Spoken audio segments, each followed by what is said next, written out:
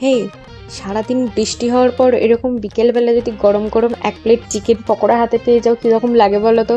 আমার তো ভালোই লাগে, আশা করি তোমাদেরও ভালো লাগবে। তো কালকে মোটামুটি সারা দিন 9টা 10টা থেকে বৃষ্টি হয়েছিল। ওয়েদারটাও বেশ ভালো ছিল, কলেজে গেছিলাম। অ্যান্ড এই যে এনার সাথে আসার সময় দেখা হয়, ওনাকে একটু বিরক্তই করছিলাম আর কি। অ্যান্ড বাড়ি আসার পথেও আজকে একটু ঝিরঝির করে বৃষ্টি পড়ছিল, যদিও খুব একটা ভিজেনি, আজকে জাস্ট অল্পই বৃষ্টি হয়েছিল আসার সময়। তো বাড়ি এসে কোনো রকমের রেস্ট নিতে না নিতেই আবার একটু পরেই রেডি সেডি হয়ে বেরোই একটু হাওয়া টাওয়া খেয়ে আসার জন্য। মোটামুটি প্রতিদিন গেলেই আমাদের মোমো টোমো খাওয়া হয়। আজকে ভেবেছিলাম একটু ফুচকাই ট্রাই করবো, তাই গেছিলাম ওপারে, কিন্তু ফুচকা কাকু আর বৃষ্টির মধ্যে বসেনি, যে কারণে ওপারে গেছিলাম সেসব তো আর কিছু খাওয়া দাওয়া হয়নি। তো এই পারে এসে ফার্স্টে এসেছিলাম এই মাংস ভাজা খেতে, আমি তো মাংস ভাজাই বলি, এগুলো খানিকটা চিকেন পকোড়ার মতো খেতে।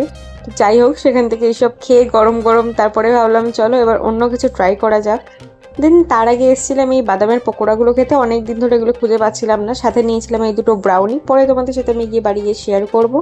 তারপর ওখান থেকে চলে গেছিলাম মোমো খেতে। তো মোমো টোমো খানিকক্ষণ খেয়ে খানিকক্ষণ একটু ঝালও লেগেছিল। অ্যান্ড ঝাল খাওয়ার পরে এই যে আমার পরের অবস্থাটা, এটাই হয় প্রত্যেকবার। খাবার দাবার খেয়ে আমাদের পেটও খুশ মনও খুশ। তো বাড়ি এসে রাত্রেবেলায় ব্রাউনিটা ট্রাই করেছিলাম। তোমরা কারা কারা এটা ট্রাই করেছো আমাকে কিন্তু কমেন্টে জানাবে। তো দ্যাট ইজ ইট, বাই।